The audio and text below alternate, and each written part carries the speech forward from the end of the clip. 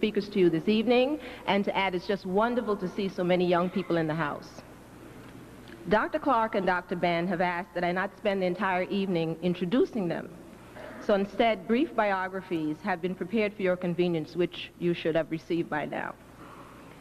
Before I introduce Dennis Walcott, the president of the New York Urban League, who will bring you greetings, there are several thank yous that are in order. First, I'd like to thank Reverend Grant, who is the minister of this church, who allowed us to come to him and take a chance on us this evening. As I said, it's our first venture. I'd like to thank Ron Cook, who is the program director. I'd like to especially thank him for his consistent enthusiasm and for all his time. To the brothers Yosef and Kamau, thank you for coming at a moment's notice. And to your colleague, Melvin Simmons. This would not have been possible without my staff tolerating me over the last 2 days, especially Mark, who's not here, Laverne, Renita, Ernestine, and my support help, Alan and Luther. Dennis Walcott is, I'd like to say, is my mentor. We are both relatively new staff people, I think like 6 months for Dennis and maybe 4 for me. And it would not be right if we conducted this program this evening without greetings from him. So I'd like to welcome Dennis and turn you over to him for a few minutes.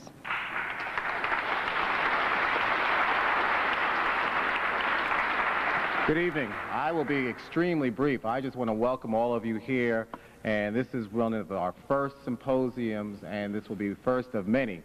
And as we were planning this, one of the things that we talked about, we wanted to convey to everybody that Black history is not just in February. And we want to make sure that we have ongoing symposiums and discussions around our history, linking it to the past, as well as what's happening with our future and our youth. So I just want to welcome all of you here and thank all of you for coming out. And I will turn the program back over to Barbara, who will introduce Dr. Clarke and Dr. Ben. Thank you very much.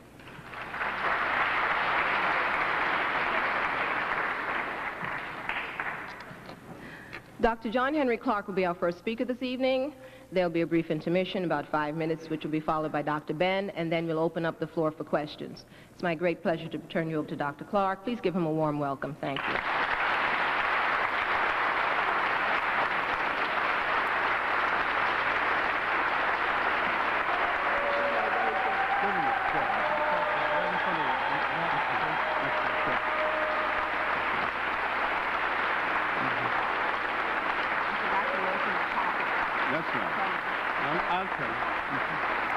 Thank you very much. We have a lot to explain and little time to explain it, because both Dr. Ben and I are veteran classroom teachers. We're accustomed to bells, so churches are not strange to us, though we don't exactly belong to any. We know something about time. My topic that will be extended by Dr. Ben is a question. What will we tell our children about our fight for freedom? Extended again, what will we tell our children about our role in history? How we survived to this point. When people say we were slaves, what do we tell our children about our slavery in particular and slavery in general? What do we tell our children so they can stop turning their face away and want to crawl under the table when you mention our condition in the world? When will they stop blaming themselves? You have not explained it to them because you have not explained it to yourself. You have to know your oppressor and the nature of his oppression and what you did about it. At what point do we sit down and not argue about TV? At what time do we sit down and tell simple stories about our revolutionary heritage and get it across to our children? We have the longest revolutionary heritage of any people on the face of the earth. We have fought longer and harder and against great odds than any people on the face of the earth. Why do our children not know this? Because if they knew this, and if they loved themselves, none of them would put poison in their veins. If they knew this, they would know that a code of conduct is expected of them, that they cannot afford to live selfishly. Their conduct must reflect the best in a whole people. And when someone tried to lead them in ways not of their liking, they should have enough sense of their own selves on this earth to say, we are not a people who engage in things of that nature. We are not a people who demean ourselves in that way. But for them to know this, they have to know what kind of society produced them. Coming out of a collective society, being forced into an individual society in order to survive. And this is an assumption. You think that you must take on the traits of your oppressor, when your role is not to take on the traits of your oppressor. Your role is to prepare to destroy your oppressor.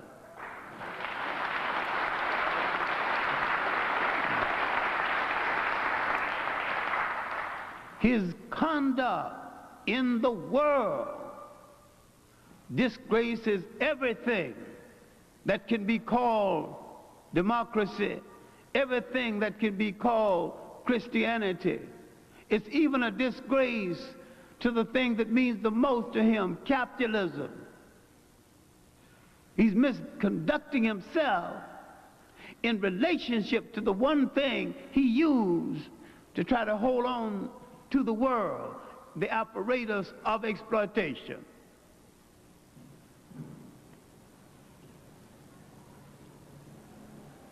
Why can't we tell our children that whosoever God is, all people have the right and the responsibility to look at God through their own imagination and address God in a language of their own creation?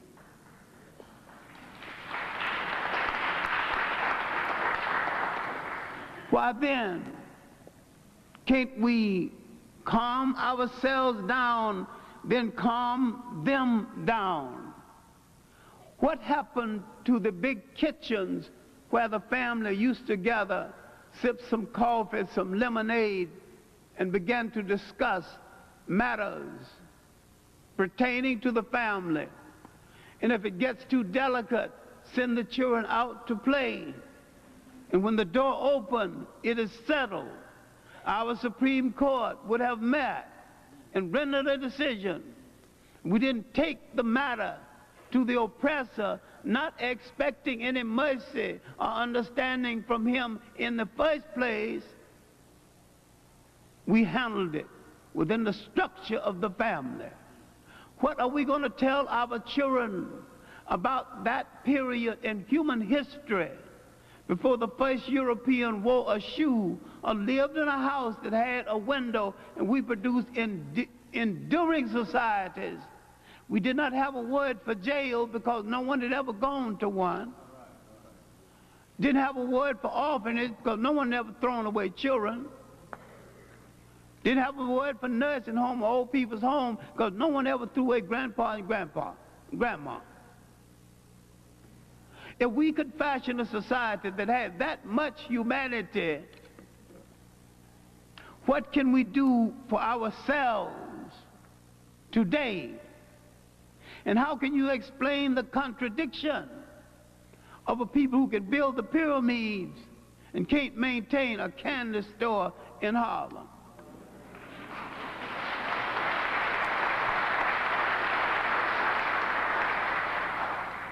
The question came up in a meeting in Senegal. Yes, it was an arrogant member. I don't even know how he got there. He was in ethnic midstream. He didn't exactly belong to us. He didn't exactly not belong to us. He was what we called Hispanic, and he said he had enough African blood to justify being there, but he had no African loyalty. You must have African loyalty. Having the blood is not enough if you have no commitment.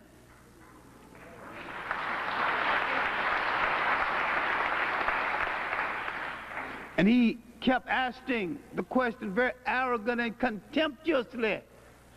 Yes, you people built the pyramids, but where are you now? What are you building now? Can you build the pyramid now?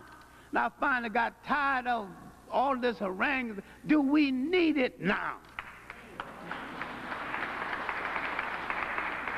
Let's now build what we need right now. We need a railroad system stretching across Africa. And we need to build it. We need to have mining engineers, metal specialists to get the ore from the African earth, not to buy the rails from outside.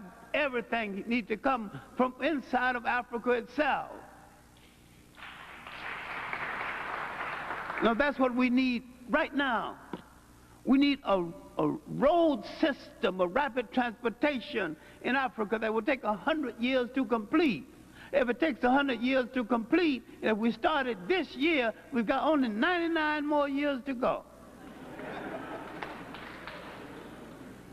But if you don't start it, you never know when it's going to be finished. We must, in this generation, start things that a generation will have to complete, that another generation will have to complete. What are we going to tell our children about how we survive away from home? What are we going to tell them about the circumstances in Europe and in the world that caused them to be away from home? What are we going to tell them about the massive resistance movements in this country? What are we going to tell them about the most successful slave revolts we've had in the Americas, that have been in South America and in the Caribbean islands? Not only what are we going to tell them, what are we going to tell the people of the Caribbean islands who seem to have forgotten about it?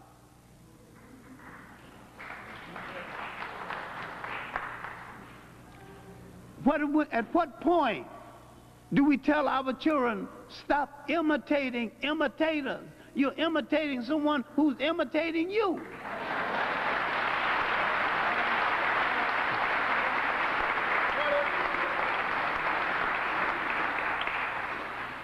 But if you understand the message, you would tell our children, don't waste your time with Greek fraternities and sororities because they got them.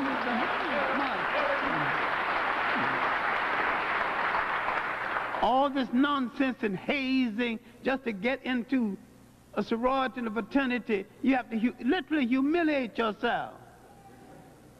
Nothing that you have to humiliate yourself to get into is worth being a part of.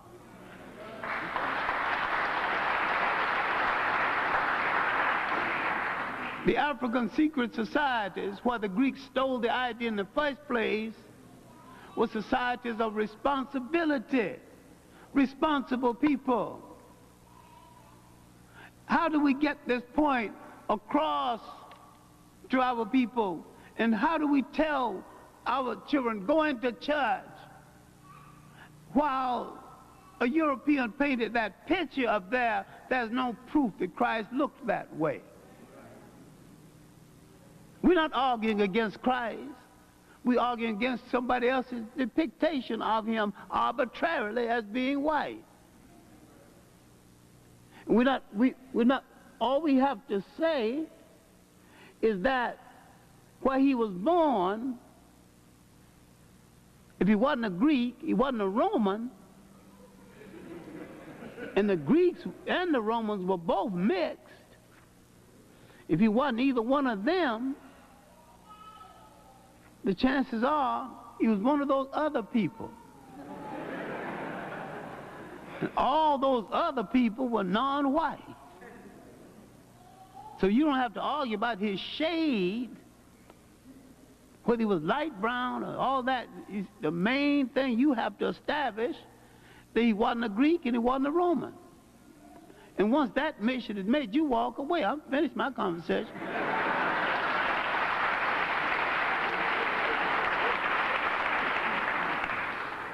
What we have to do is to stop wasting each other's time. We're not arguing against the church. We think the church should be an instrument of a people's liberation. We think everything that touches our life should be an instrument of our liberation. And anything we are part of that fails to be an instrument of our liberation should be thrown into the ash can of history.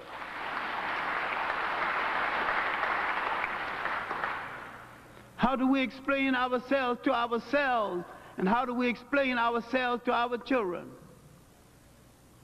When they read about slavery, tell them, yes, we were slaves, but look this is what we did about it. These are the circumstances. These are the people who benefited from it. These are the people who still benefited from it. This is why we still have slavery, white and black, only it's more severe on us. And the greatest slavery was the enslavement of the mind. And every time you worship some degenerate bopper, this is a form of slavery. I'm not saying every bopper or bebopper is a degenerate, but I'm saying that degeneracy is so high in the profession, you're almost right if you name anyone in it. How we tell people that because we are not dopes, we don't hang out with dope.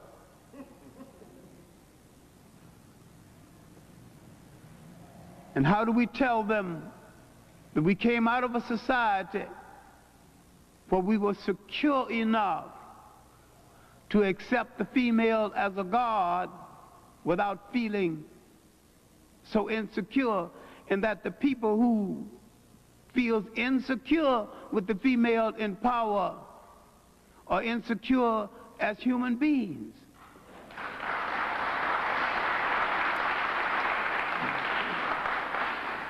We had and still have a cultural lifestyle that makes a place for everyone in the society. Today, the woman plays an important role in the churches, behind the scenes, in the lodges, to such an extent she's not taking the power away from the man. She's freeing his hand so he could be a better man.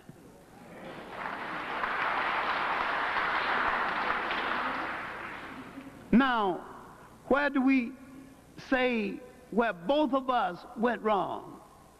Both of us have gone wrong at looking at each other, because we are looking at each other through the lens of Western sociology invented to downgrade us.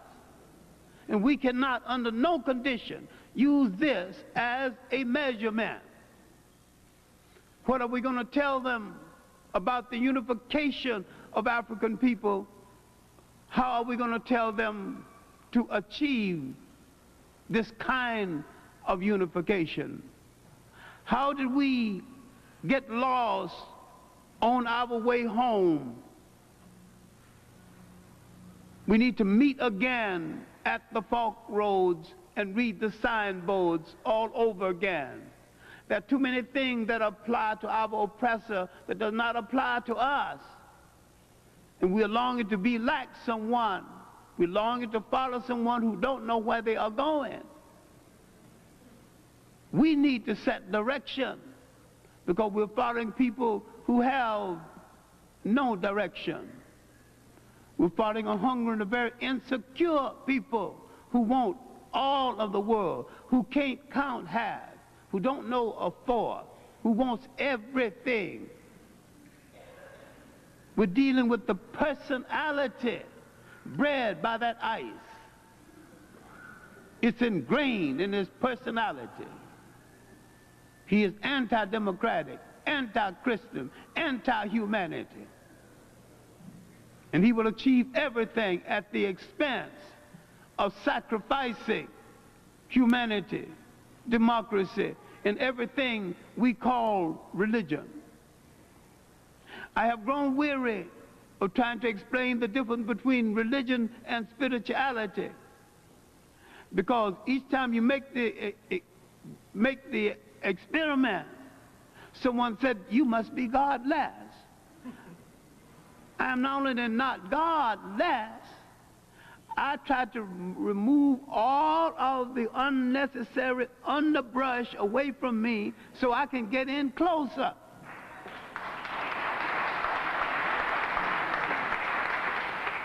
Whoever he or she is. And the she don't bother me either. Now, let me sum up something that has no summary and end something that has no end. Where are we in the world? And how do we find ourselves, and how do we find ourselves and our place on the map of human geography? How do we tell people what went wrong? How do we get out of the terrible contradiction? After the independence of Ghana, we were so hopeful. It was in the midst of the civil rights movement and the marches, midst of the fight for a Caribbean federation.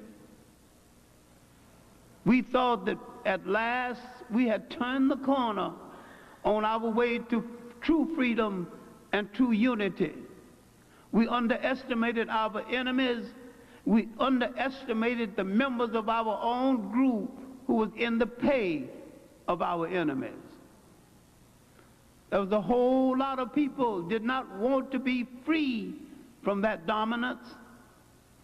There was a whole lot of people who didn't want to be comfortable seeing African people in power.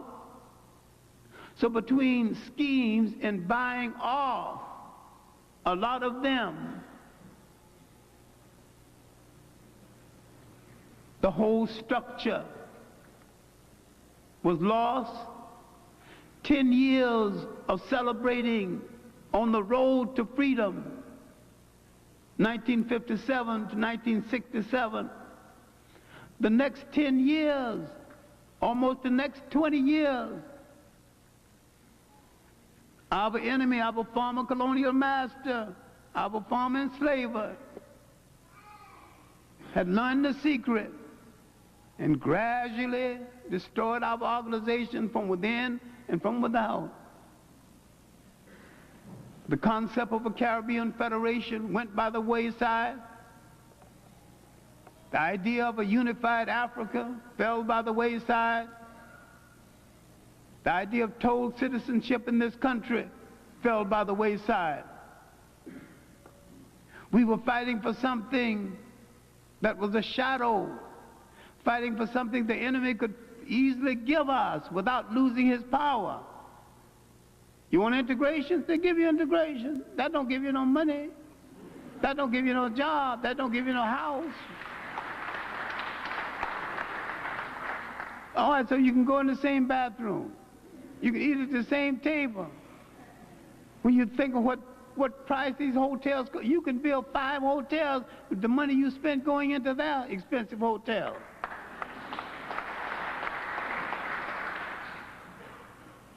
You can build shoe factories for yourself. Because you integrated, you thought you didn't have to do anything for yourself. They'll let them into theirs. You still have to build your own. You still have to build an industry. There wouldn't be so many of our young people hung up in this stupid drama in the sand had we not failed them by not making a place for them in our own community.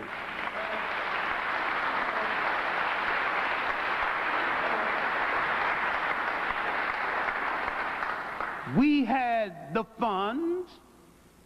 We could have opened up cloth factories, dress factories, shoe factories, all the things, just factories only dealing with the things we use. People get a little tired of me mentioning underwear because they're a little sensitive about this. But if you're going to start manufacturing, the first brother that opens an underwear factory, and the first time you say, I ain't going to buy no underwear except from that brother going to become a multimillionaire. On one item. Now let's look at all the items in the more than $200 billion we feed into the American economy. We can rescue ourselves. Why do we still with our tin cup begging at the door of a fool? We have to locate ourselves on the map of human geography. Between the Caribbean islands, the United States, other parts of South America, 250 million African people, millions in the Pacific, over 150 million in India, counting the Dravidians. 500 million in Africa, according to a count, was made 50 years ago, indicating that the African man is not going home trying to renew himself. Among the many faults we have, neglecting home, not renewing ourselves, is not one of them. We do want someone to carry on in our name.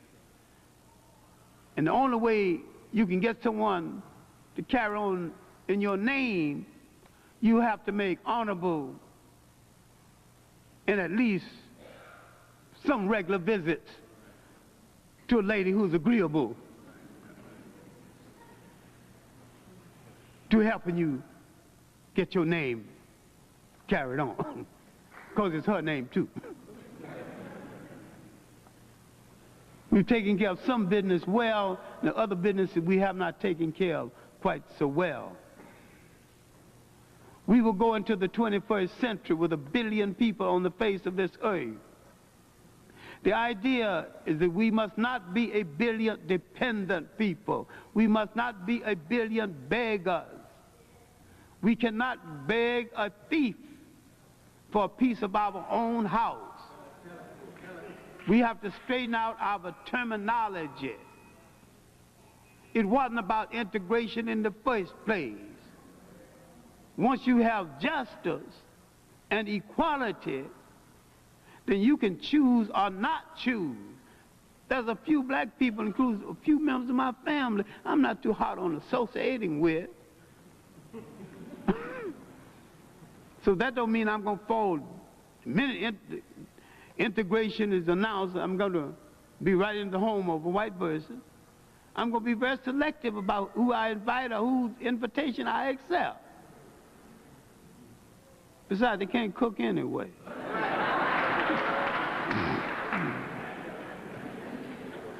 My main point is that our enemy has a program.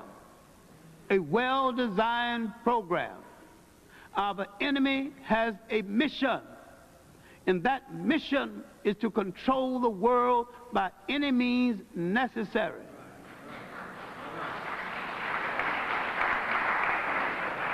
If you are going to get him off of your back, you must have a mission. You must have a priesthood. And you must go into that priesthood the same as someone going into a holy order, to devote the rest of your life to making sure that your people have the basic necessities of life and more. We should break our children up into different sections. Some people should devote their entire life making sure that we have fresh water. Do you know there's not enough fresh water in the world? Reforestation. We should stop shouting nation time until we understand the responsibility of maintaining a nation. We should get closer to ourselves, closer to our children, closer to the family structure. We have lived with these fragments many years, put them back together again, learn to speak to each other again, at least in a civil tone of voice.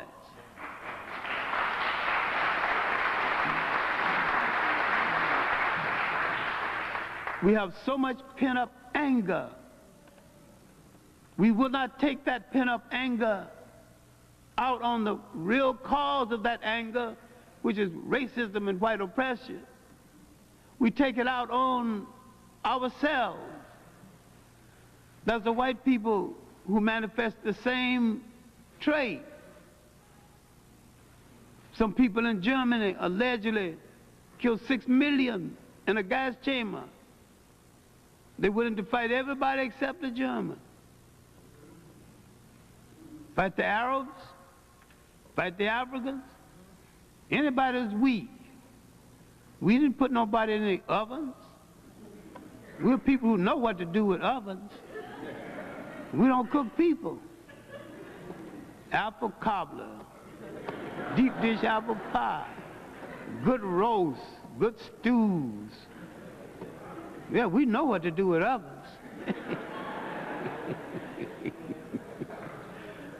We'll fix you a dish and make you know that we invented cooking.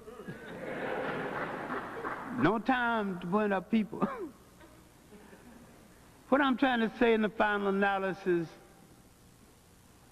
once we take control of ourselves, we have to stop being imitators and be innovators. And realize we've got a continent 12 million square miles. Wherever our bodies are on the face of this earth, our cultural and political heartbeat is in Africa. Whether you ever go to Africa or not, that is your home, that is the home of your spirit, and that is the heart and meaning and definition of your commitment. And none of us, any place in the world, will be free until that continent is free. The tragedy of the continent now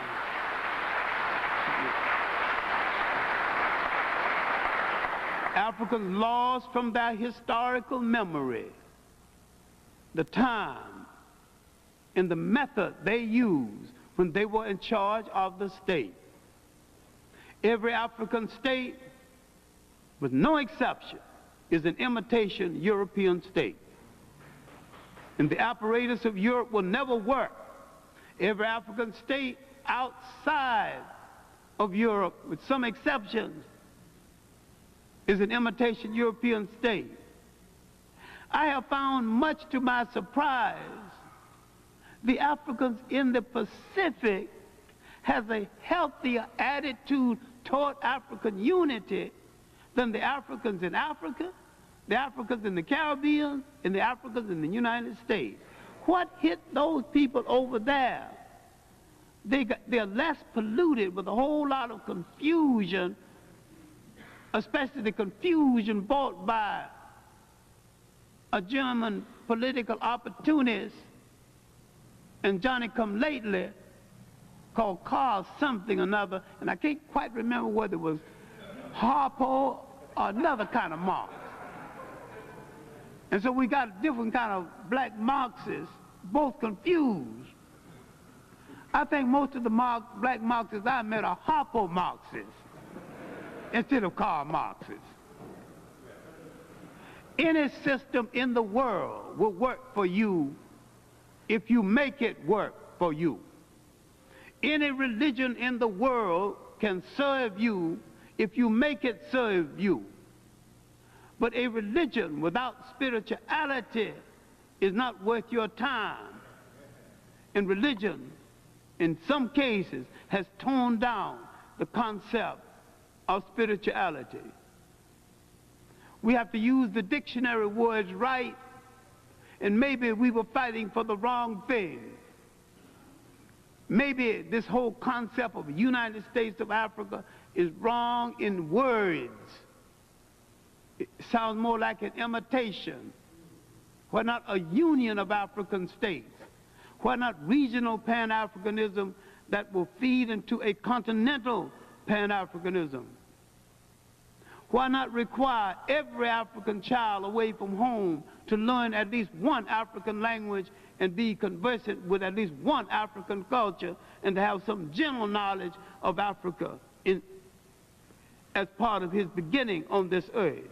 Why not, instead of telling them old English fairy tales, why not tell them African fairy tales, African teaching stories?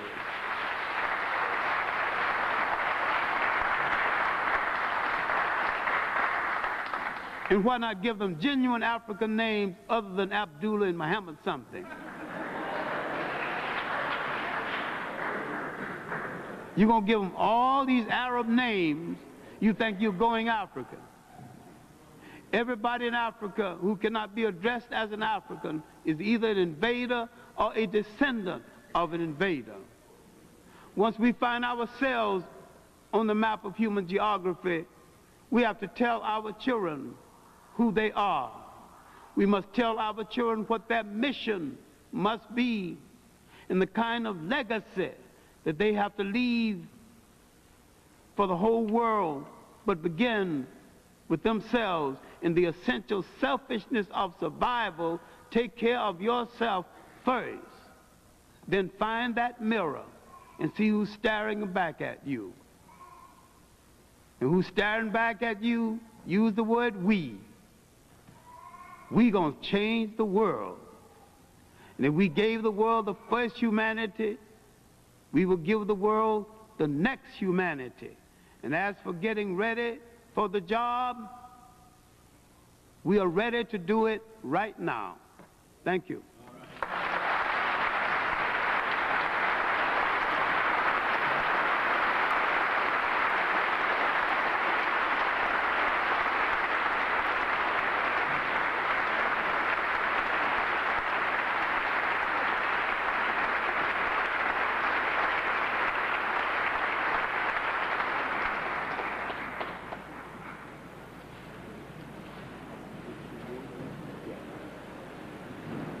Okay, we will take literally a 5-minute break. It is now 2 minutes to 8.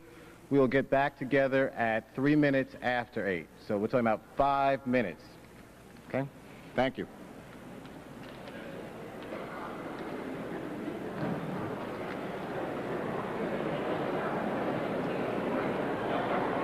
I'm mentioning it for him because he is quite modest sometimes. It's being done by, I think, the Alcan Tours, the African division on Nostrand Avenue in Brooklyn. They're listed. So if you're interested, if you don't get any literature tonight, be sure to call him. I'm sure if you're able to join him, you'll have a wonderful time. It's my great pleasure to introduce Dr. Ben, who will speak to you for the second part of the program, and then the floor will be open to questions and answers, which can be directed to both of them. Please welcome Dr. Ben.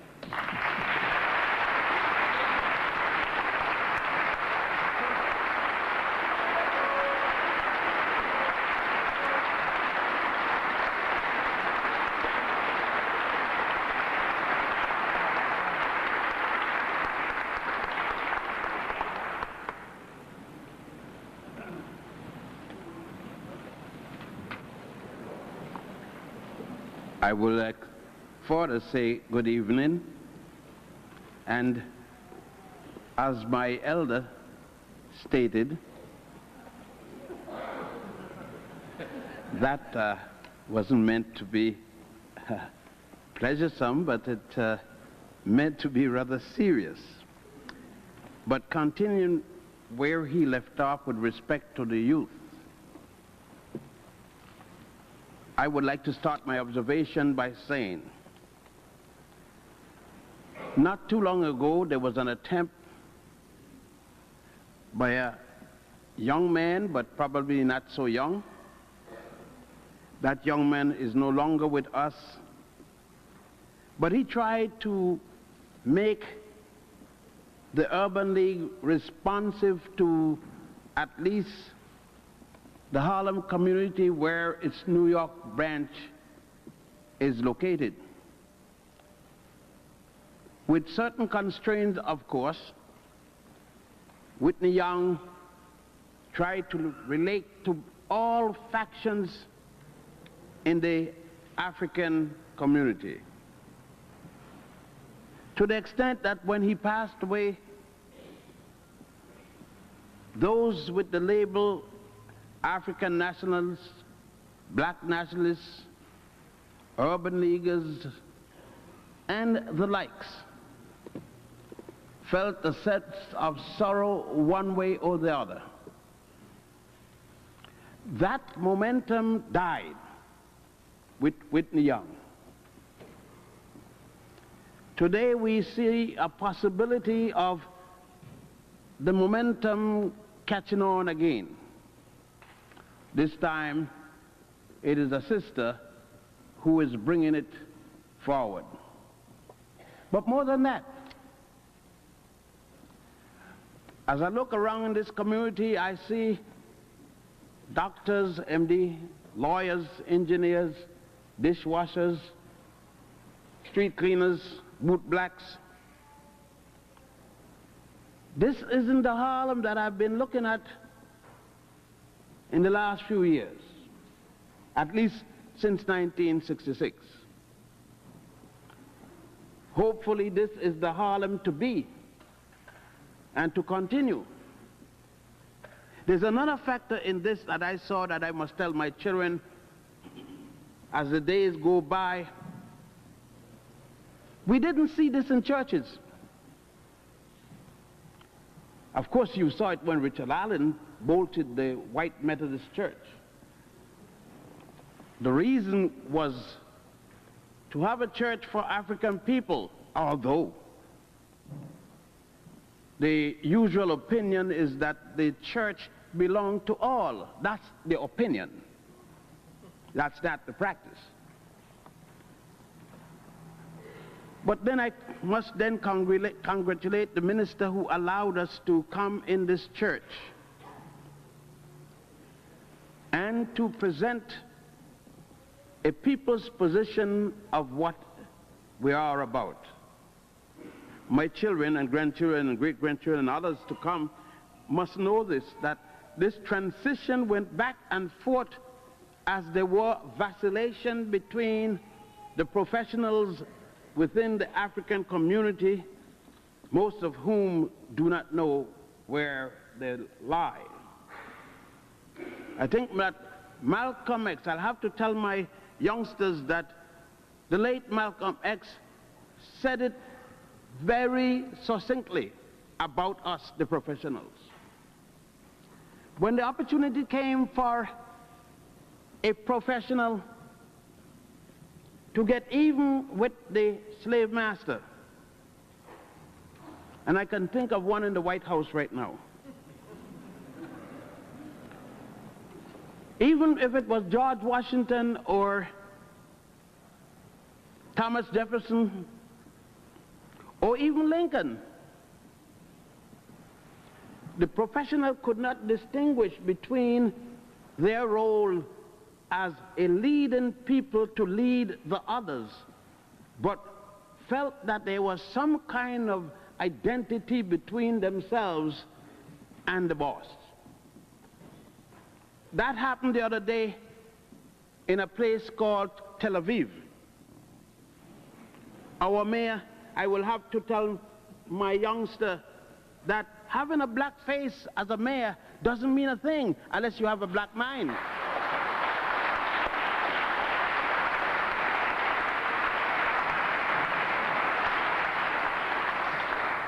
I will tell my youngsters that your vote is nothing, just having a vote. Any fool can vote. All you go pull a lever or put the X. But for what are you voting?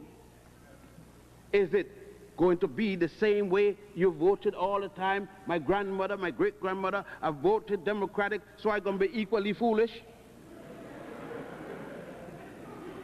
I would ask my children, I would say stop and think.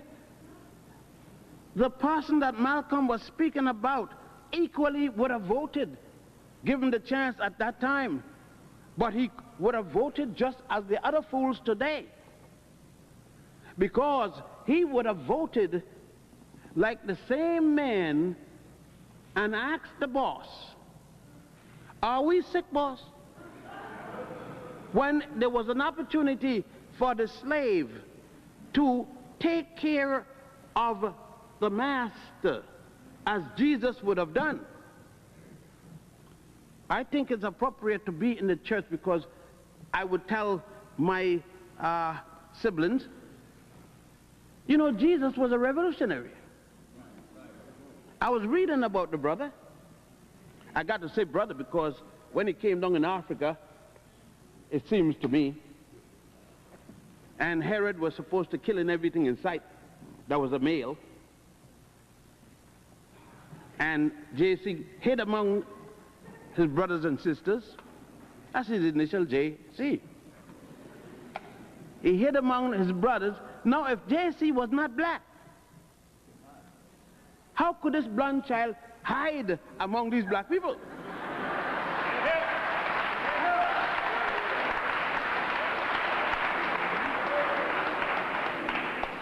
I know many of you don't think so, because you would have had the same problem he had.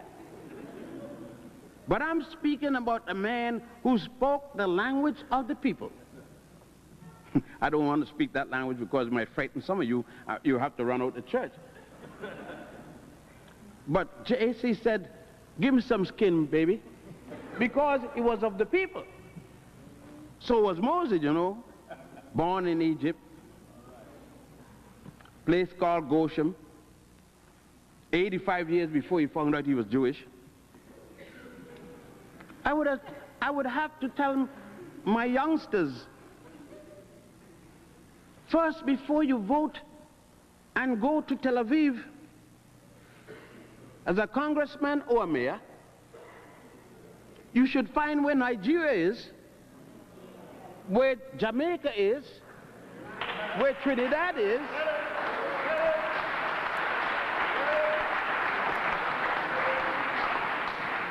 Mississippi and North Carolina.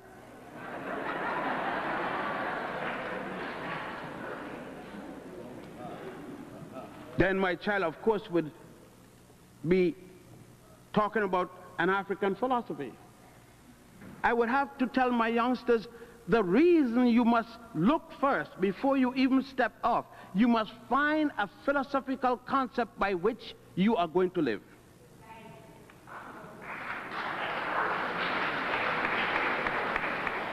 And to find this, you must consult not only Martin Luther King,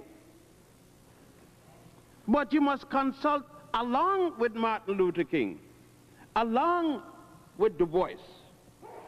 You must consult Marcus Garvey, Malcolm X, Elijah Muhammad. And that's the male part. But sons, daughters, you must call up Sojourner Truth from the Dead, Harriet Tubman, Rosa Parks, and then go on home and speak to Hatshepsut. Son, you got to speak to Goddess Ma'at. You got to speak to Goddess Shu. You got to not stop in Greece because they just yesterday, son. You got to go home to the real thing. As they say, the real McCoy.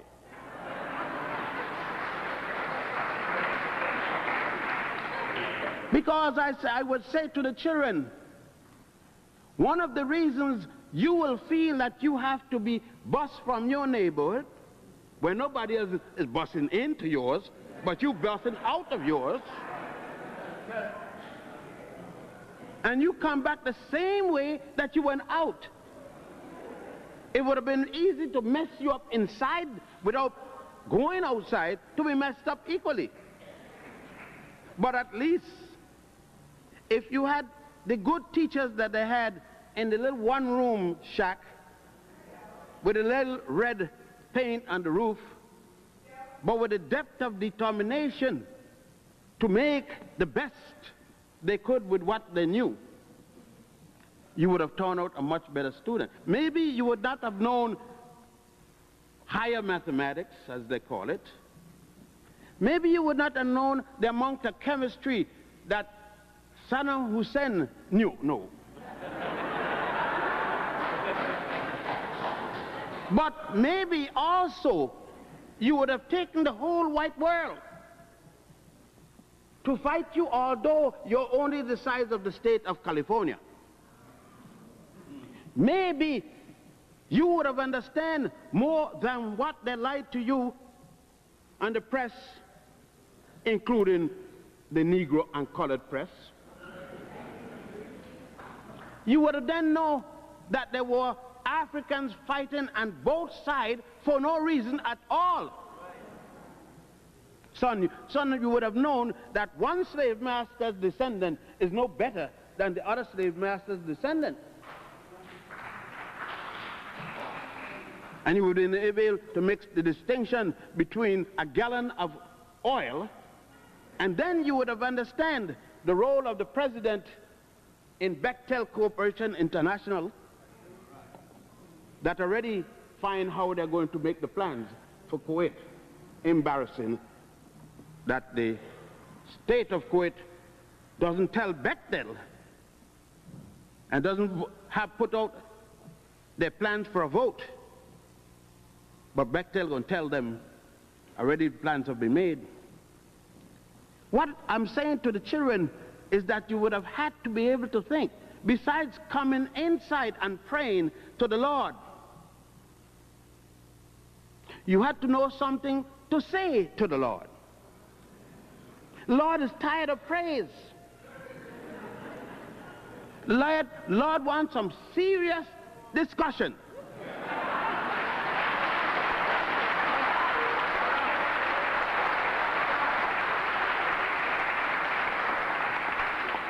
When you come up, the Lord said, last week you brought your troubles and put it on my doorstep. This week you brought your troubles and putting it on my doorstep. 2,000 years you've been putting from 1619 in James, Virginia, you've been laying it on the doorstep. Haven't you seen I don't work in troubles? I am too busy with the sun and the moon for your benefit, unfortunately. I would tell my son that we had tell the world about the Lord. We don't need to know. We told the world. We told the world about the basic fundamental concept that keep our minds together. We had told the world before about one God. We didn't wait on Moses. The brother was all right. He was going to repeat what Akhenaten had already said. You understand, sons and daughters? Sons like you there, little sister. You don't understand the virgin concept and the immaculate conception. But you had been told that through your grand ancestors about the immaculate conception 4,100 years before others start to talk about it. At least you were speaking about Christianity before Christ. You were speaking about Osiris and goddess Isis and their little son Horus. And you said it before Abram. before Moses. But you had a different explanation, little daughter. You see, when I had to speak to her because I had to stop her to believe that the stock bring babies. They just bring them in Europe. They don't bring them in Africa.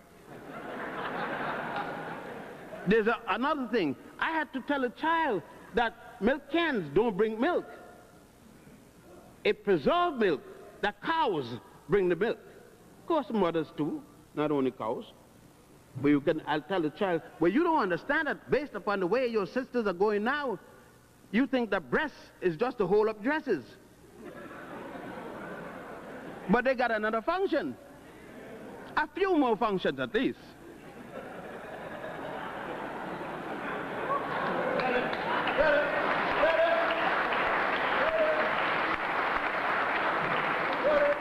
You see, I would get down, as I said, I'd be like Jesus Christ, speaking the language of poor people, poor folks.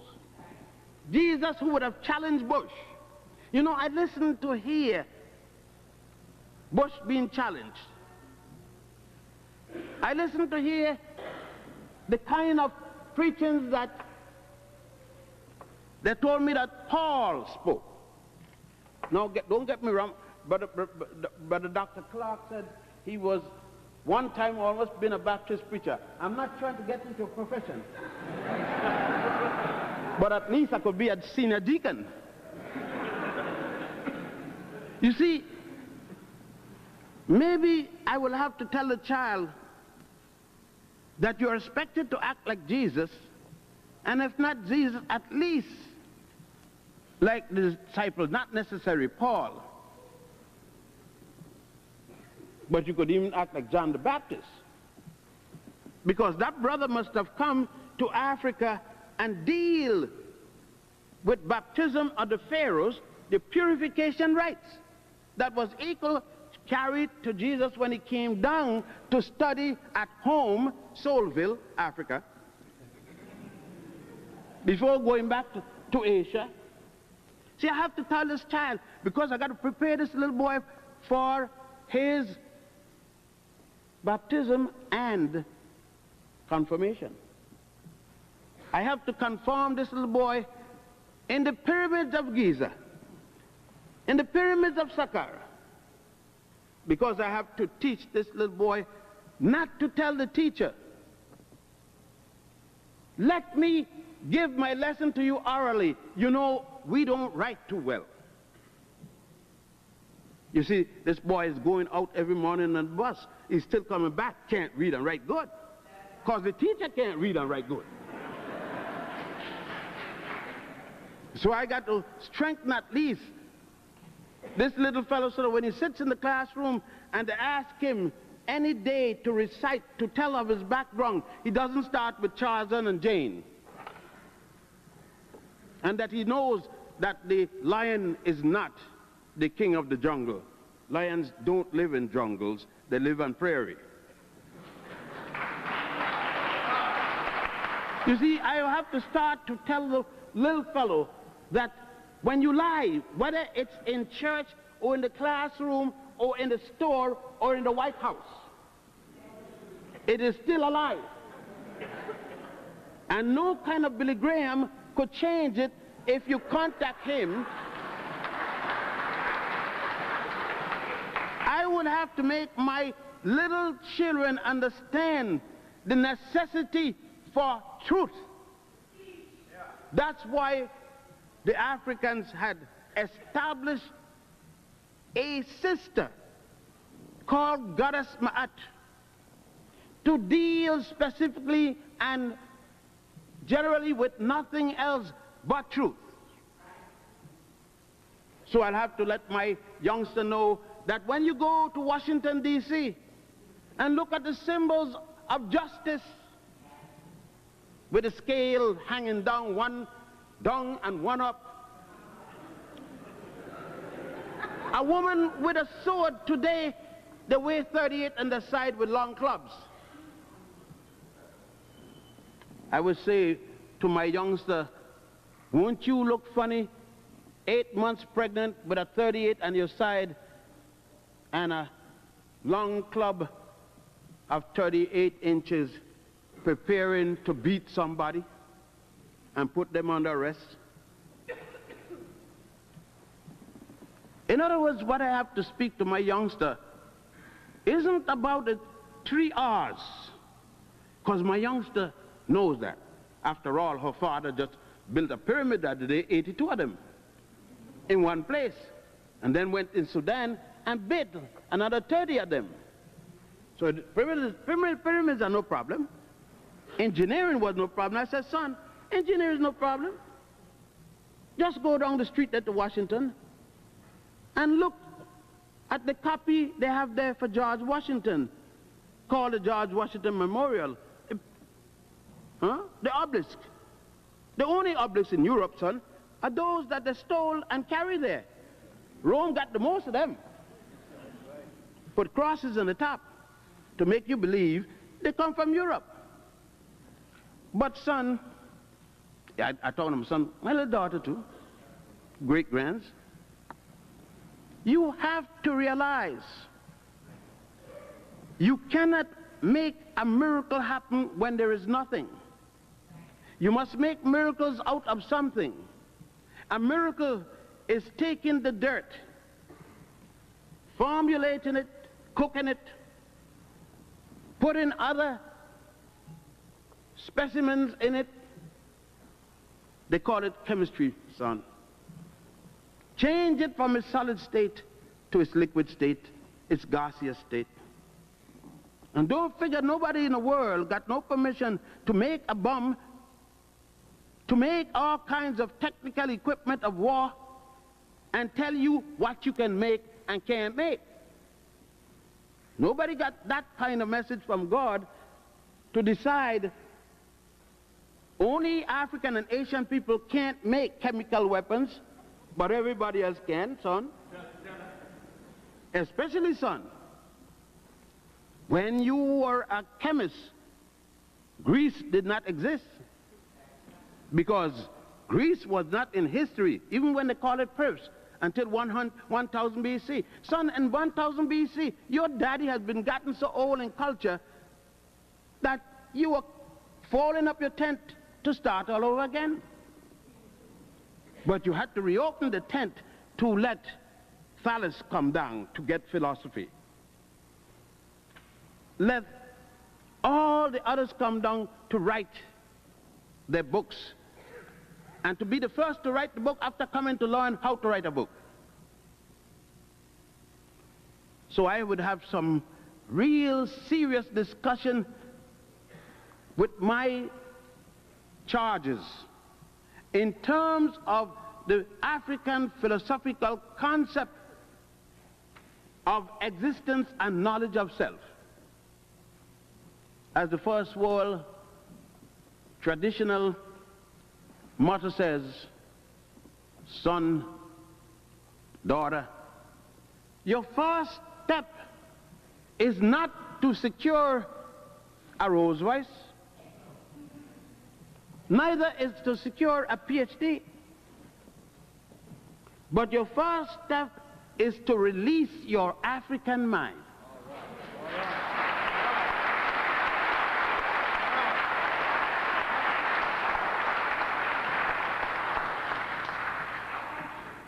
And if you find that it's difficult to release it where you are, take a trip home, son. I don't mind where you land. So it doesn't matter if you take a dirigible, a Zeppelin, and land straight down, or take a boat, whether it be a submarine or a surface boat, or of course an airplane. Because wherever you land in your motherland, you will find justification to be proud. If you land at the northeast coast, son, and that go for you, daughter, you will find a group of Africans as way back as 212. Some people call them Carthaginians. We call ourselves then Carthaginians. We went in all the way to the gates of Rome. Yes, son, at least Southwestern Europeans aren't brown-skinned because of the sun. That has to do something with it in the summer.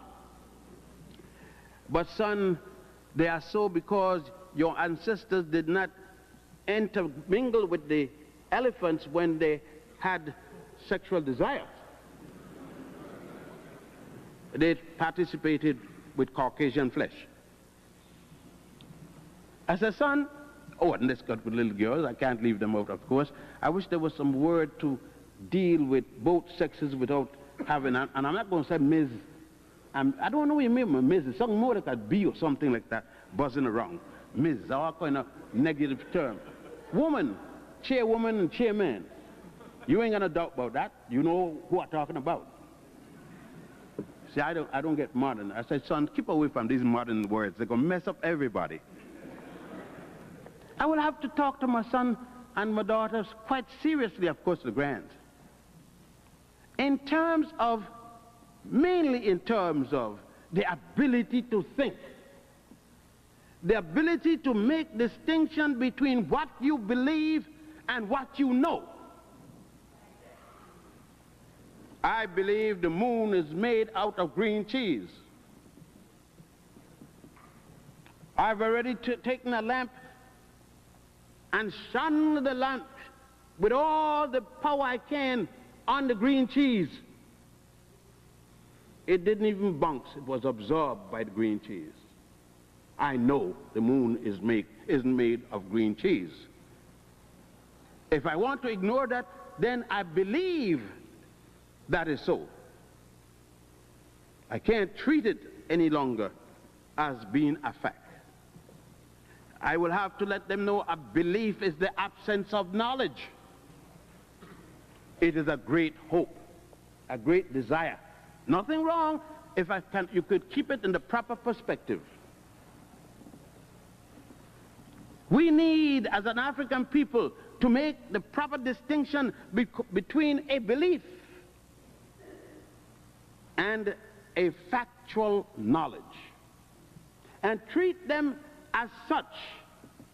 Thus we will not at least fight each other over beliefs when there is a greater need for all of us in order to come together. I will have to tell my children that you cannot wait with the lame excuse, we don't get together. Every time something is to be done, you hear us, we don't get together. The same song. How many people you want to get together to do something? You must give a figure. What is the getting together figure? Young men asked me the other day at the university, Dr. Ben, did you foresee a new leader coming to lead us? I said, you, son, you.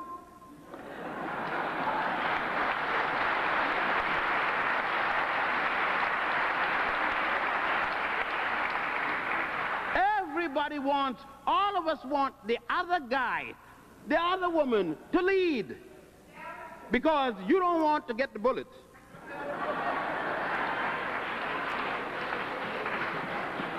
You want to be able to come here Sunday and say, Lord, please give him help in heaven. You're talking about Martin now, because in the case of Malcolm, you said, Lord, please don't make hell too hot for him. It's a good escape. You can now relax and go back and pray and donate. And you've done yours. But then again, I have to talk to my son and my daughter. And I said, look, I don't mind, in my case, how you praying, son or daughter. But you cannot pray. You cannot come to the door here. And across the street, there's a sister or a brother in the 6th floor window with fire belching out of the other window. And you realize that fire is soon going to go in that room And don't turn around, go across the street. Don't come in here. They don't need you in here. God gonna exist with or without you. They need you cross the street at that moment to help that sister, that brother with something. At least if she jumped through the window, a coat to put around her or him so he could do without getting into shock. Then, when you have done what Jesus would have done, then you come in here and speak to your Father.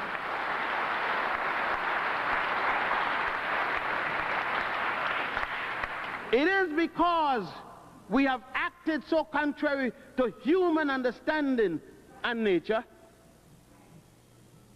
that we miss the boat. There's a common statement that prayer can do everything. Yes, it can do anything, but there's no guarantee it's going to do it for you. But you can do something. And you must do it without waiting for God to do everything for your lazy self.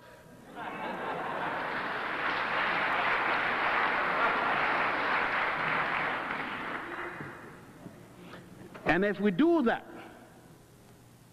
then the new Malcolm, the new King, the new Garvey, the new Du Bois would have been here. They would never have gone. Because we would never have sat down and wait for these individuals to do for us what we should be doing for ourselves. Are you telling me that only King could have done some thinking and Malcolm in the 60s? That only Du Bois, Garvey, and Booker T could have done something in the 60s? And only David Walker, Henry Highland Garnet, Sojourner Truth, and others could have done something in the 80s and the 1800s? And only those few people we had among us who could lead? Well, I understood that the disciples around Jesus all led. Only certain times they call on Big C for advice. Then let us act, let us lead. Let us go back and do what Richard Allen did when he bolted, sitting up in the crow nest. That's no remarks to you. Of course, I'm just reciting. Richard had to go up like all the others of us. It was not only going on the back of the bus, we had to go up. That wasn't built for the choir. That was built for us up there. We couldn't come down here. And Richard Allen said, he is not going to deal with a segregated God. If God is for segregation, then let me get away from him. And Richard said, since I don't believe God is for that, especially when I looked at God before Michelangelo painted him for Pope Julius II, he had looked like the brothers in Africa. So how come all of a sudden he don't want me in church when I built a church when he decided to plan? So I said, I got to talk very seriously to this young man. In the philosophy, the point is that we want to act without a philosophical concept. We teach a theology without its blackness. We are the only people that have a Jesus that isn't black, like us. The Japanese Jesus look Japanese. Chinese Jesus look Chinese. We are the only one that find that Jesus got no color. Then how John the Baptist saw him to baptize him?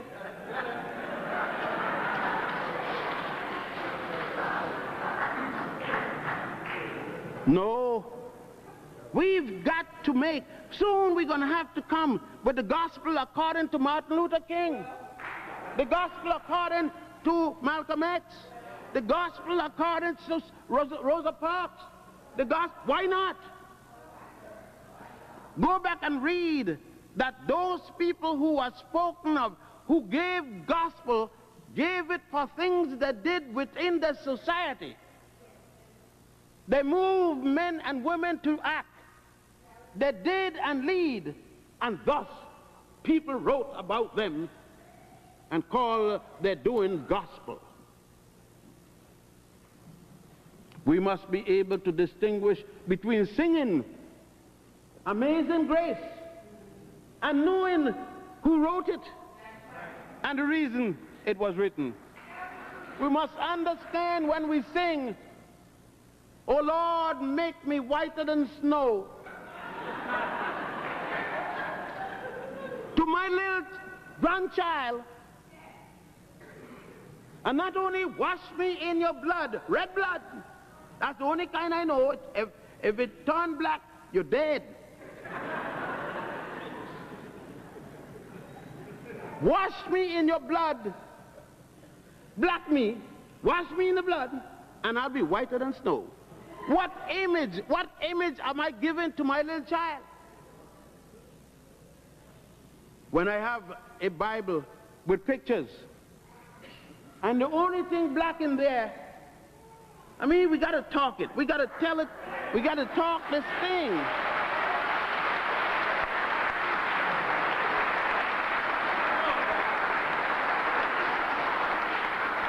Don't tell me anything.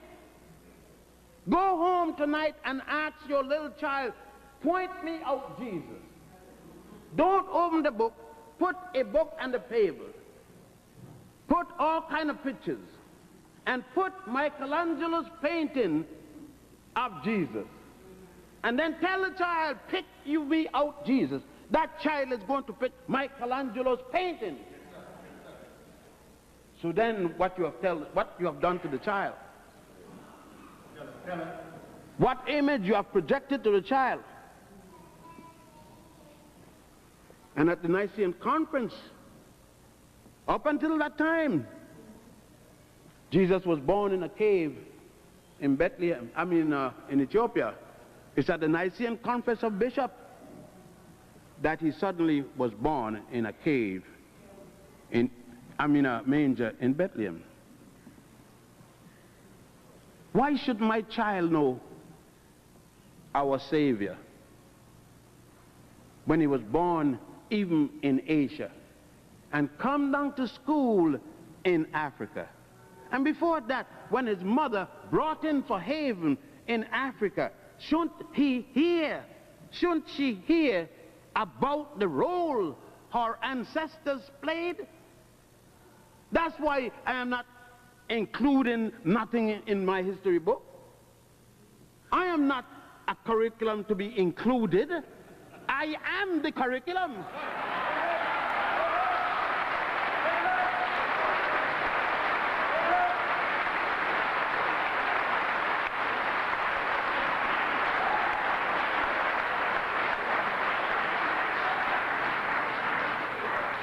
No, I have to tell my youngsters, when your grandparents, your ancestors were there at the banks of the Nile, contemplating on this world, developing our scientific instrument to even measure the planet, the stars, the moon, and the distance between us, writing philosophically, bringing to the first theosophical concept about the deity, establishing the concept of right and wrong by virtue, making laws to govern mankind. We were there alone. And nowhere else we know recorded history tells us at the same time. This late thing about the Babylonian Empire, you can tell me all the theories, I want artifacts. When I tell you about the Nile, I carry you to Egypt and I show you. I don't say it once used to be here. I say here it is.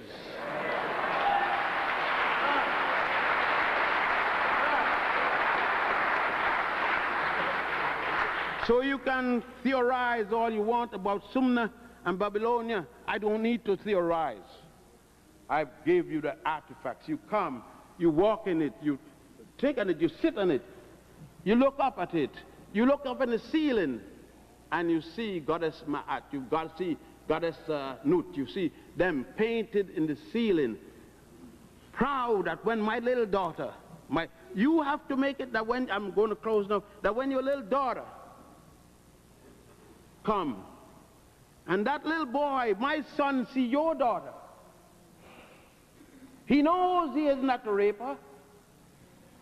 It's not a question of that, because we have already taught him that what he's looking at is a miniature size of his mother. He knows what his mother is, because he saw his mother up there with his father holding her up by the two columns of heaven, with the caption reading, God Shu, holding Goddess Nut at the two columns of heaven. And then you would know what is those two columns of heaven. One hand on her breast, the other on her pelvic region, the two columns of heaven. Not particularly the heaven you're thinking on. The same item of the human body, but the purpose being theosophical and philosophical long before the so-called philosophers of Greece. I am talking about the esoterical aspect of the human physical posture translated into concepts of theology. The sanctity of the African woman. And then I will say, son, I know, daughter, I know when you finish, I will never have to put you on the TV screen walking across with someone, narrator, saying, teenage pregnancy. Is it teenage pregnancy the problem? Or stupid parents?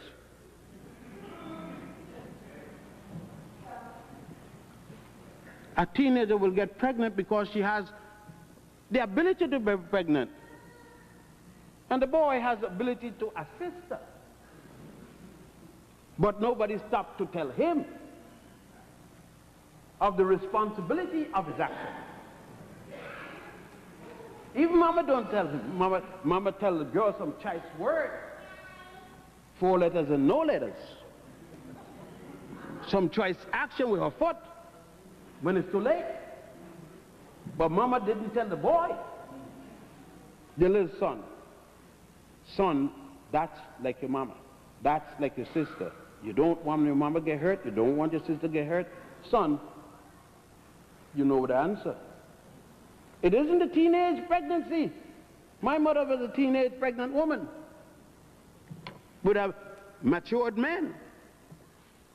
But her mother had taught her how to take care of her house, how to cook, not with screwdrivers and things.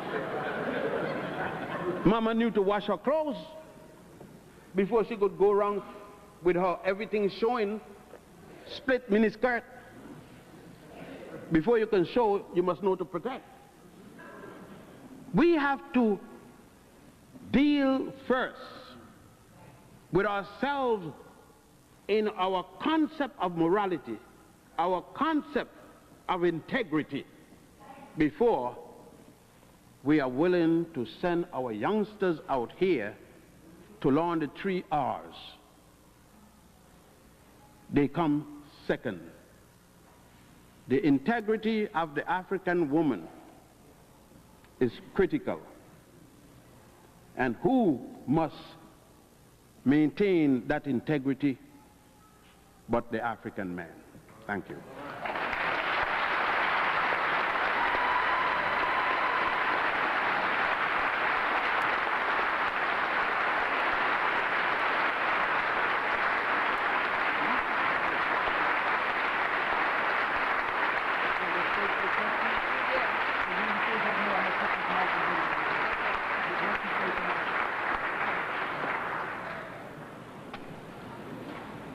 We're not quite through. We're going to move on to a few questions and answers here. I'm going to ask you to step up to the floor mic and to keep your questions clear and brief. Address it to the person you wish to answer. The Mhenga principles, the morality and the justice that was developed in the first to the 6th dynastic period. My question to you, given that the Old Kingdom began around 3400 BCE, that comprised of the 1st to the 6th dynasty, that germinated such marvelous culture, such as justice, morality, and the Mhenga principles, to your knowledge, what was the downfall of that glorious period before we move into the intermediate period, that catastrophe and different kind of disruption developed from the 7th to the 10th dynasty, where we end up with 30 kings within that historical period. Would you be so kind to let us know what happened, or the downfall of the first, from 1 to 6th dynasty first, and then go on to the intermediate period? Well, I could give a pat answer, but then again to leave many questions because of the intricate nature of the question. But let us say, from the 1st to the 6th dynasty, you're talking about from Nama, the first pharaoh, the first king that united the two lands. Yes. We had a period of rebuilding of the nation. And everyone was involved because it is from the 3rd dynasty they were able to settle down and go into building with the experiment of Manetho when he built the first temple, the first structure of the stone, lasting structure, and so on. By the 4th dynasty and the 6th dynasty, this has expanded to a proliferation of construction pertaining to the deity and otherwise. The African brothers at that period of time was deeply involved with the adoration of his deity. All kinds of consideration. The heavy part of the budget went into the building of adoration of the deity. By the 4th dynasty, the 4th to the 6th dynasty, we saw this best at Giza with the amount of buildings there, and even the tombs of the wealthy and the privileged show that the wealthy took their money also for adoration of the deity. But we notice a collapse from the 6th dynasty because there was this major flood that even moved the capital from Memphis and forced, because the flood engulfed the city of Memphis, forced the residents up on the highland at Saqqara. It made a whole new transition among the people. By the time they were able to get to the type of Pepi III and others, they had to revise the whole concept of direction they were going because of the damage of the flood. That was the first disastrous flood in the terms that you could even call a flood in the sense of the Great Deluge that the Hebrews speak of. But what really caused the major transition in Egypt was the 13th dynasty, when the first set of non-African foreigners invaded Egypt, the Delta region, a group of Asian people calling themselves Hyksos. To me, Egypt's downfall started, Egypt as we know, the dynastic Egypt, really started in the 13th dynasty when the Hyksos came in. What, as Professor Clarke always said, we invited some strangers to dinner and became the dinner. We invited the Hyksos to come and live among us, to work with us. And they formed as part of a fifth column inside, so that when we were attacked by their numbers outside, we were able to function. Luckily, they could not penetrate very far and only was able to go to Avarice, which still is in the Delta. So you could say that the Egypt downfall had already been stated and shown from the 6th dynasty, started in its reality in the 13th dynasty, and from then on, as you know, there was a matter of foreigners invading, foreigners being pushed out, foreigners invaded, and as they invade and leave, they would denude the Nile Valley of everything they could put their hands on.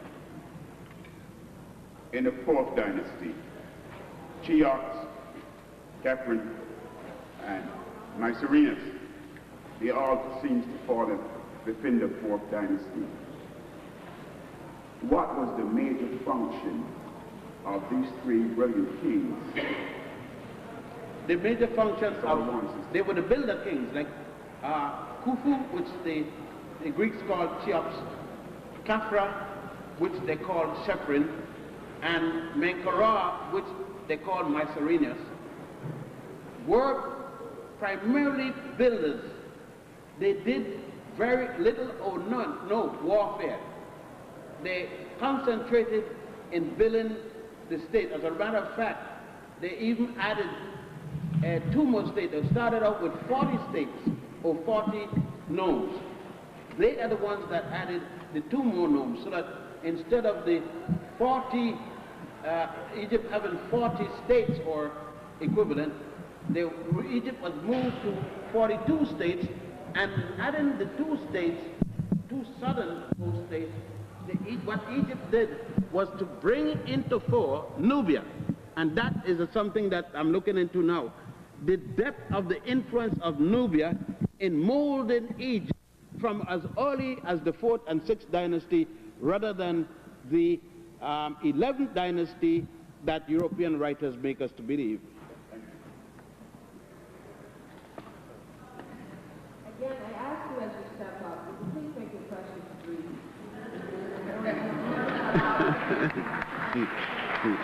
You don't have briefs.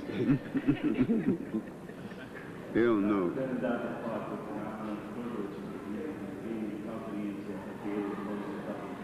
I will make this one. Dr. Ben, there was one thing I wanted to ask you, which was, you have, I've read that you have an encyclopedia that is forthcoming, and I was anxious to know when it may be in print. The encyclopedia was written, as a matter of fact, Dr. Clarke and Professor Moore and a number of us met in the Armory, I think as late as 1977 or around there. The question is $400,000. That's all? That's all. There is color. I'm lucky, as I said this now, that the first time I'm going to have a book with 800 pages already coming in color. It's the first time because of but if figuring the 7 volumes with colors and different things like that, now what would happen, I think 77 or 78 was the last time I dealt with those books. It means that we have to bring it up at least 5 years back. So that will be now 86. We have to bring it at least 86 for it to have any value. Can you imagine what time it took for me to bring the book, them? I started way around 1940, 41 to 77. It's just, I would need about 20 people on the staff full time. My other question was, Dr. Clarke has a book that's forthcoming, and I want to know when that might be available. Well, the book is called Africa at the Crossroads, Notes for an African World Revolution. The publisher has promised the book for May, so you can expect it in June, because publishers' schedules are nearly always a month off. I'll be very pleased. It's my first big political book, so therefore I'm going to make a lot of fuss over it and let you know it's for sale. And I have a son of 3 more years of college and 13-room house. All these things had to be paid for. So I need the money. I wanted to ask you both, listening to you over the years and gaining my sense of African centricity, I've realized that it's important for us to work together within the confines of this. In the United States, it's in the Caribbean. That's only one group. There are many groups of what is called entrepreneurs. There's an organization of 100 men and I think 100 women. There are numerous organizations now of African Americans and Caribbean and African delegation. There has been a delegation about 3 months ago from Africa came here to speak with African Americans only in terms of business. The usual statement that Africans don't want African Americans and African Americans don't want that thing is gone. Gone for good, thanks heaven. It should have been gone long ago. I think with all the social trips we have made, at least one thing, we know we each other. That much we got in common. And that's gone. And with the influx of Caribbean people, especially in Brooklyn and the Bronx, that's gone again because they're getting together. I saw some new babies. So I know you're all getting together. And the participation of African Americans with respect to the floods and different things in the Caribbean and equally in North Carolina and things like that, we have been helping each other now. And I think what has happened by those who have led the bull by the horn in South America and all over, for the social trips, did it all. They are the ones who have gone with the people-to-people contact and made this possible. So they are, look around and you will find, of course, I want you to know, you may invest with an African person, whether African, Caribbean, African, and go broke. It happens. You don't get mad and say all African people are bad or all African people can't do anything, because banks fail every day, not Freedom National alone, and at least the government giving all the people back 100% except Freedom National. Thank you very much. I'd like to add that if your mission in building a business in Africa is only to get rich, your mission is unworthy of African people at this juncture in history.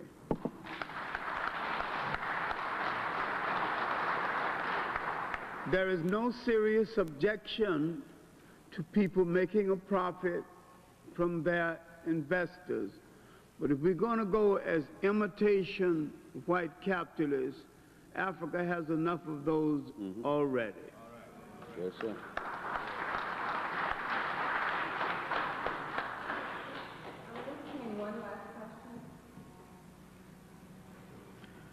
I don't think a lady has asked a question. Yeah.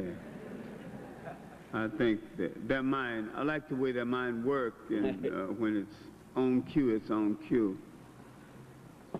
I thought a lady would have a question now.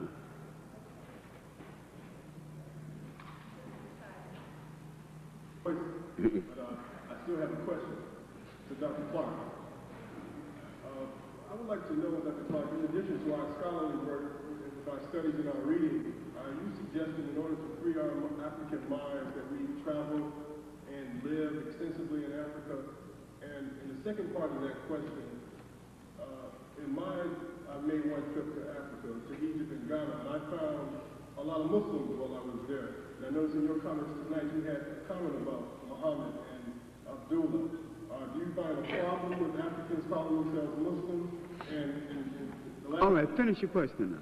the last part of the question is, within this country, outside of this particular circle, the only other force I see for change and development and nationhood is the Nation of Islam, Minister Farrakhan. And I'd like to know, do you have a dialogue with them, and what can we do together? Now, what was the first part? All right, I got it now. If we want to free our African mind, we must free our minds from all forms of foreign influence on our mind, and we must approach Africa pure and simple. I do not think that there is a religious solution for Africa, irrespective of the religion. I think there's a cultural and a political solution, and many of the brothers who think they are Muslims are Arabists and apologizers for Arabism. If you said that, do you have a problem? Yes, I have a problem with the Christians too, only a bigger problem. I have a problem with the Christian, with religious cover-up and people hiding behind the skirt of God or the cap of Allah, not doing what they're supposed to do.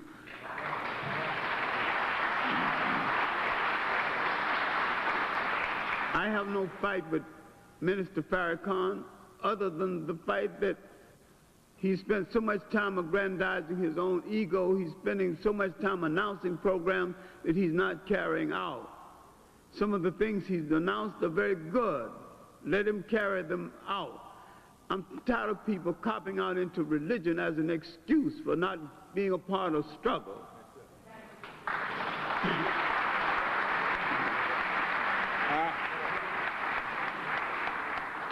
I would like to add a clarification I think my elder brother was making, which I wish to endorse.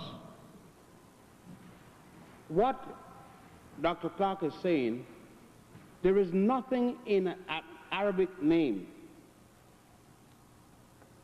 that has anything to do with Islam. What happened is, since Islam came up in an Arabic context in the desert, it reflects an Arabic position. For instance, most African culture has a base with the mother. You inherit from your mother. Islam, on the other hand, being Arabic, coming from the desert, is a male-dominated culture. You inherit from your father. That is an African, in spite of the fact that Hadsad Kubad ibn Radat, you may know him as Bilal, impacted on Islam and became its first head of the embassies, even though he was asked to be the spiritual leader 3 times by Abu Bakr, Muhammad the Great, and the Prophet himself. What has happened? Like all religions, people know the rituals and the dogmas, but ignore the historical development. Under Islam, Africa was first enslaved and then extended to the European. Islam enslaved Africa in 18 AH, after the Hijrah, equivalent to 640 of the Common Era. It is Islam who started to deliver Africans to the Europeans that caused the Europeans to enslave Africans from 1509. And what we are saying, and I said it in the first part of my lecture, the African woman in what they call a war just the other day was the sufferer of this thing. If you notice recently, when they're showing the pictures of Kuwait, you now see the black people. You didn't see the black people in the guards. They press carefully pictured only what they wanted. But African women would have fought to lose and did lose their sons and daughters on both sides of this skirmish to a slave master from Arabia and a slave master from Europe.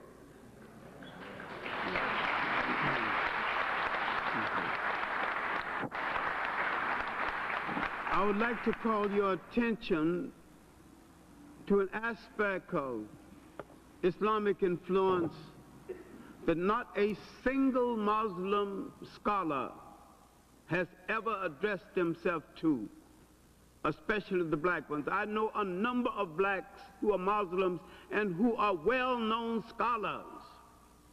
They have never addressed themselves to the North African destruction of the Western Sudan, that destruction of the University of Sankore, the exiling of the great scholar Ahmed Baba in Morocco, the demeaning of the destruction of this area by a dynasty of half-breeds called Ahmars. They have not addressed themselves to the partnership found between the Portuguese slave traders and the Arab slave traders in East Africa. They have not a single one has read the book UNESCO Documents 2 dealing with slave trade in the Indian Ocean, or the vast amount of information. They kept saying that Islam is the black man's true faith, and it's Adam, God created the first Muslim, his name is Adam. I don't know where they get all this nonsense from. What is nonsense about the Asiatic black man? Why don't you cop out fools, stop kidding yourself, go to work and help us liberate ourselves, or get the hell out of our way.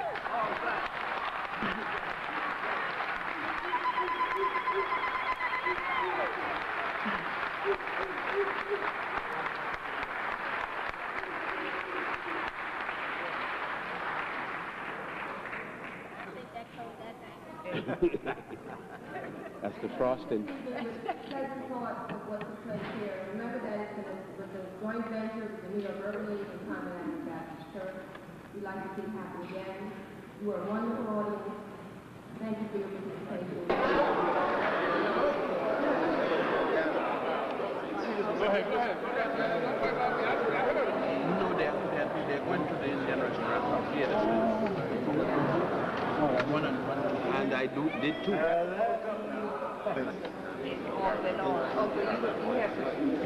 That's right. I didn't know what it was to have a home where you could actually sleep. So if they don't, And I didn't know what Rouse remember. She said every